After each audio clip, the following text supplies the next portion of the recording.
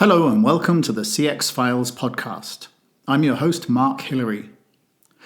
Since the COVID pandemic began, we've talked to several work-from-home experts on this podcast, but today we have some really useful insights from someone who's managing work from home long before the pandemic. Tom Doran is head of remote working at the health insurance company Bupa. He's based in Manchester in the UK. Bupa has over 31 million customers all over the world. The company started in the UK in 1947, but they started their global expansion way back in the 1970s. Tom has been managing work-from-home customer service for several years before the pandemic arrived, but he had to use that expertise and knowledge to help the rest of the company move to a work-from-home model once COVID arrived. Okay, let's go straight to the discussion with Tom Doran from Bupa. Tom, thanks for appearing on the podcast. It's great to have you here, and it's great to get some views from Bupa and views from someone who's been doing work from home for a long time. Even before the emergency of the pandemic. So let's just kick off and start with the time that Bupa first got interested in work from home. I mean, what kicked off the idea? Why did you start exploring it, and why did you start doing this a long time before everybody else piled in just because of the pandemic? Yeah, well, firstly, thanks for having me. It's great to be here. So we probably started looking at, I think it's 2013, 2014 was the first time, driven by a few different things. So one of them is the wellbeing benefits for our people, just giving them basically more work-life balance, more control of that, less commute time, more time with the family. Another element was feedback. So our people were telling us that they wanted this and that they really wanted to try it. And that's where we went from it. And then obviously we also had the element of office space. So if we're looking to expand in the future or anything like that, then we want to we're running out of office space, we're moving to a new office. This gives us basically an alternative to our sort of traditional office space. And obviously that means we can reduce the costs as well. We're not paying for a desk, we're not paying for that sort of person. And then the other side of things is just that talent.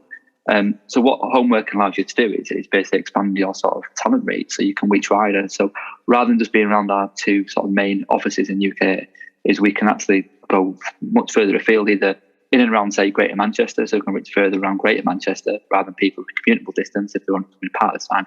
Or alternatively, certainly through one of the partners, you can go UK-wide or much further afield and sort of attract anyone from anywhere, really. Yeah, that's really, and I guess that's one of the main benefits that people talk about is that suddenly you don't need to just have the only people that can commute to your office, And it's funny because I've been reading about this for at least 15 years. There was analysts like Steve Lloyd in the States that were writing reports saying companies have got to look into work from home, and you were clearly doing it years before the crisis. So were you speaking at conferences and telling everybody about the benefit of work from home long before the pandemic then? Yeah, so I've spoken at a few events and been to sort of quite a few events around homeworking and homeworking forums. So the UK CFF do sort of quite a few homeworking forum events. We're really seeing that grow. I think probably as far back as 2016, we went to an event. There was 6 of us in a room. That was it. Of the 6, there was I think a couple of that were actively trying it in on the game, and then was probably the other 4 were just really interested, but nowhere near ready to go there. And I think the growing thing was normally fear. Certainly from contact center environment, how can we get this to work? And that fear of and trust and not really trusted people, I think, element of it. Over time, probably from 2016 to 18, that grew. Each time you went to a forum event, there was more and more people there. Other events, more and more interest with more companies getting involved in it, tentatively sort of trying it out or putting steps in place or planning trials and doing something like that. I think we went to one event, it ended up being standing room only, but us and I think there's a few other companies like AA have been there a long, long time, and like you said, have really embraced it and moved forward with it. So they were sort of there already. I think the other thing with some companies is just the technology. So either the technology wasn't there for them to set up the home workers, or alternatively, there's going to be a big infrastructure cost to do that. But over time, and I think it was sort of reaching sort of a pivotal point right before COVID, I think there was a real interest with more and more companies to look at this because they recognise the benefits it could deliver for them. Yeah, and you mentioned there about the technology. It's probably just the past 5 years or so where the tech itself has become so ubiquitous that it's quite easy to sort of facilitate this. But one of the big problems, I think, is around the team culture. How do you recreate the idea of a team, being able to get the team to bond together, when everybody's completely distributed and maybe not even in the same city any longer? How do you recreate everyone working as a team? Yeah, it's like you said, I think most people anyway, are social people. So they like that social interaction. They like to go sometimes to have a chat at work, be that sometimes during work or on break or lunch and stuff. So it's really important to create that. Some of the things are quite easy. So some of the things just like really encourage people for certain meetings to put cameras on so we can get face-to-face interaction. And also basically making sure we're looking at the tech that you've got. So some of this is tech that everyone will have. It could be Microsoft Teams, Slack, or any of some of the specialist tools, some of the contact centers room, where you can create basically social channels for people just to basically chat or engage with each other and sort of build confidence and some camaraderie between each other. I've heard a lot around sales not working. For that very reason is it needs to be team. It needs to be a team-driven thing. Well, again, there's newer products on the market that have come in, like gamification tools, that would work great in the office, but actually they're probably tailor-made to work from remote environments from people working across different locations. And I think just encouraging little things, like if you go into an office, you'd always say good morning to your colleagues. You'd always say hello. And I think as we moved to remote and people were remote, some of this just dropped off, not because it was rude, just because it sometimes just felt odd you didn't see that person. So just encouraging people to check in with each other, make sure everyone's okay, say good morning, and just sort of the simple things that we maybe take for granted. Other things like looking at your team meetings and the cadence that you have. So if you operate now on maybe a monthly team meeting, can you bring that into bi-weekly or even weekly? So you're actually getting your team together at times and making some time within the team meetings as well, just for a little bit of social activity, a little bit to talk about what they did at the weekend, learn about people's families and all that sort of things that you would do in the office. Other things that we've done or I've heard other teams done quite well, little things like team lunches. So sending someone an Uber Eats voucher or a voucher for a takeaway and having a team lunch together, or sometimes doing out of work activities like some of the jury service duties you can get, or the detective game, just doing that maybe out of hours, like sometimes you do in the office, or really bringing the teams together for other activity as well. Yeah, and so how do the management kind of handle that then? I mean, say, like in a traditional contact center, you have the kind of the team leader, the floor walker, the agent with a problem would stick their hand up and call over their team leader. I mean, how do you create that kind of supportive management in the remote environment? Yeah, and I think this is at first when everyone sort of were rushed home, it was the easiest one to forget. And I gave an analogy, it's a bit like sort of the millionaire, and when you're sort of playing millionaire, you've got options. You can ask the audience, which would be your colleagues who sit around with you, or you could say phone a friend, which might be sort of your team leader. You might go and find your team leader sort of on the floor, like you said, put your hand up or someone will come over. Or you could just take a guess. Sometimes you might just guess the answer. When everyone went to working remotely, this idea of basically the support mechanism sort of dissipated overnight, because all of a sudden is your team manager was a dot, and green meant they were available on Teams, for us anyway, and anything else would normally mean that they're not available. And actually sometimes they are, but Teams picks up calendars, so they're not. One of the things that we did for part of the Teams, we set up a sort of a dedicated Teams channel for people to be able to ask questions. So when they've got a question, they know they're going to get a dedicated response. They're not searching around for a manager, and they don't have to find someone who's unavailable. They don't have to chat and then wait. They know if they use this channel, they're going to get a response right away. And one of the advantages on this is when we're in the office and you ask the colleague next to you, could you just check it up on something? We would have no sort of audit trail of that, or no knowing what was being asked and what knowledge gaps were. Whereas now we're able to incorporate a full sort of root cause analysis piece, which means we can know everything that needs asked, which means it might be a coaching need, so we can feed that back to managers. It might be that the knowledge base needs updating, or alternatively, it might be we've identified there's a bit of a break in the process here, so we can put that into the team and go fix that process. So we're probably getting much more richer data by setting up this line as well. That's great. Yeah. And I guess that because you've been doing this for like 6 or 7 years, you must have had a head start. I mean, how was the actual kind of like last year or so for you then? Because if you had the security and processes in place, I guess you must have been ahead of the curve. Yeah, I think to an extent we were. So we knew it worked for us. We knew what technology we had and what technology we needed to leave, what we needed to use. There were some challenges, I think, is in terms of the capacity and the volume that we moved with. So going to everyone and all of a sudden I remember laptops and actually getting hold of kit was one of our biggest challenges at first. There wasn't enough. We had to sort of wait for that.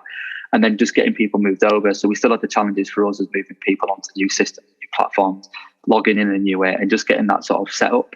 And that takes time, especially with some users who are maybe not as tech savvy or comfortable using systems. Asking them to log in a different way and use a different sort of phone, because it used to be a physical phone in the office to a soft phone, was a challenge. But we did manage to move at pace, and partly because we had that infrastructure, we had that built.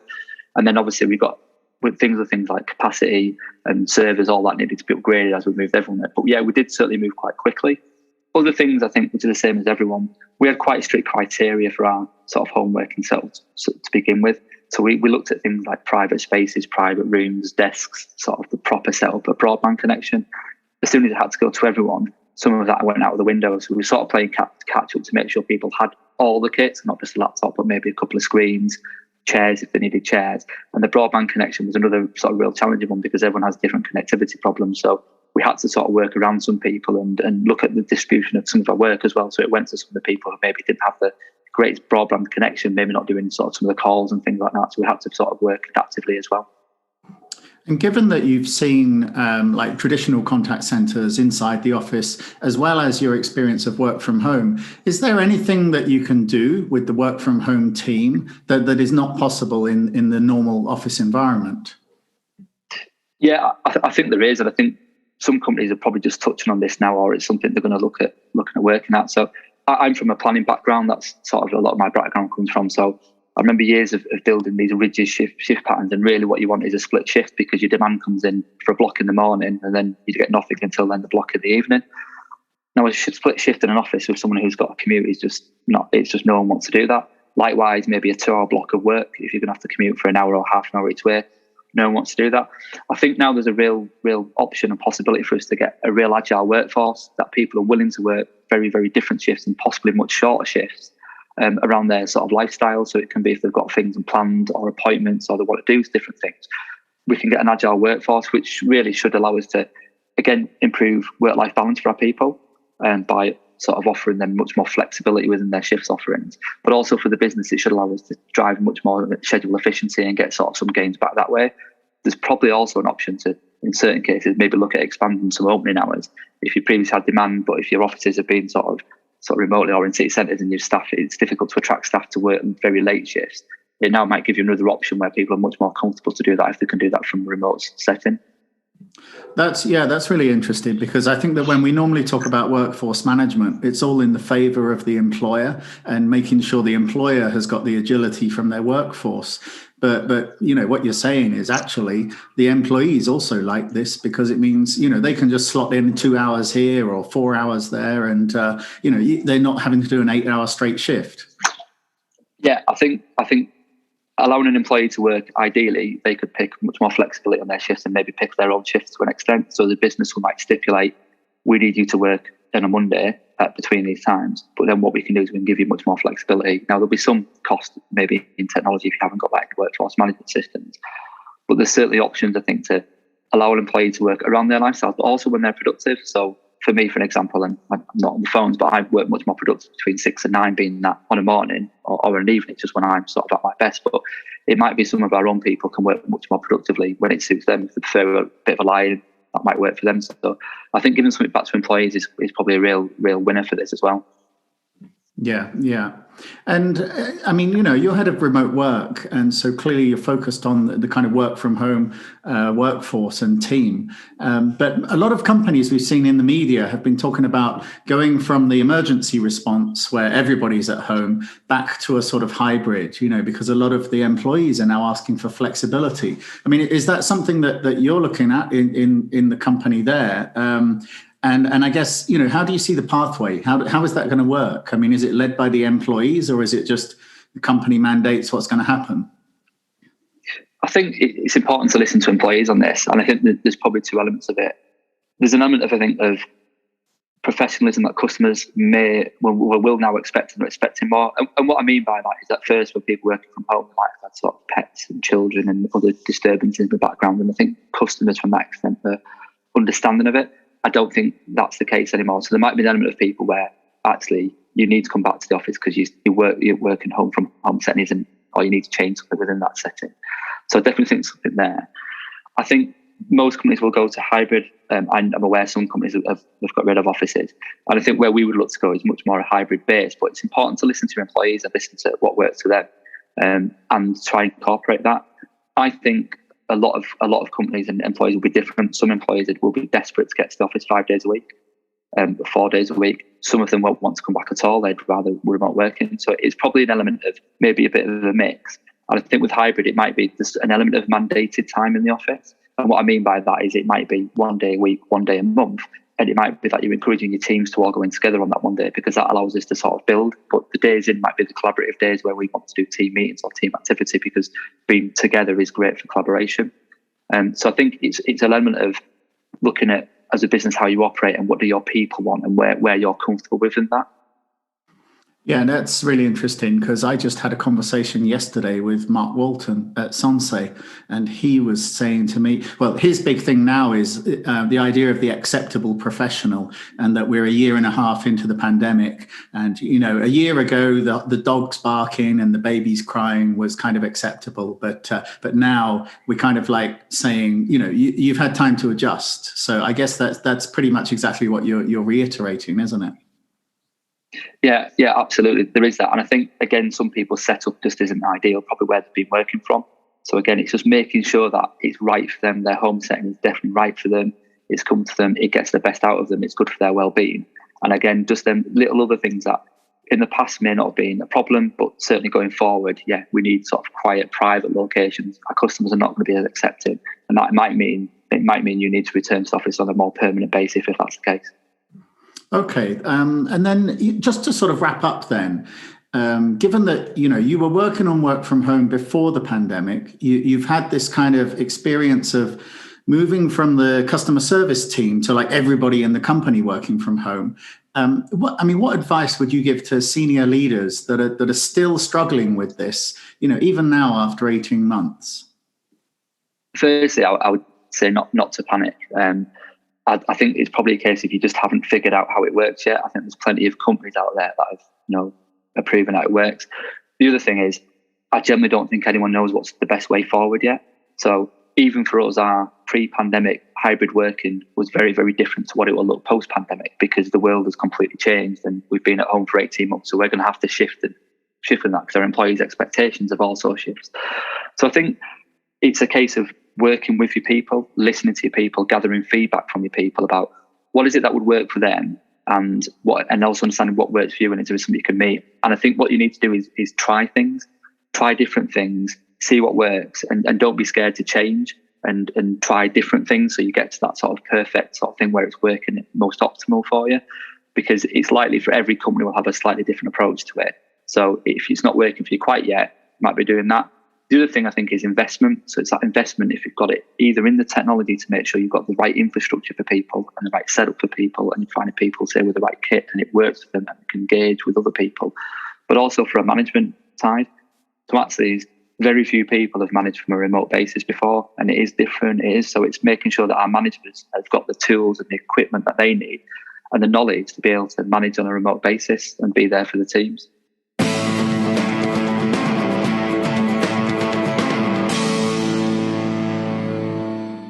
Thanks for downloading the CX Files podcast. If you have a moment, please give us a star rating or review on your favorite podcast provider, because this really helps other people to find the podcast. If you have any suggestions for future guests, or ideas, people, or topics, then please just find myself, Mark Hillary, or Peter Ryan on LinkedIn and send a suggestion.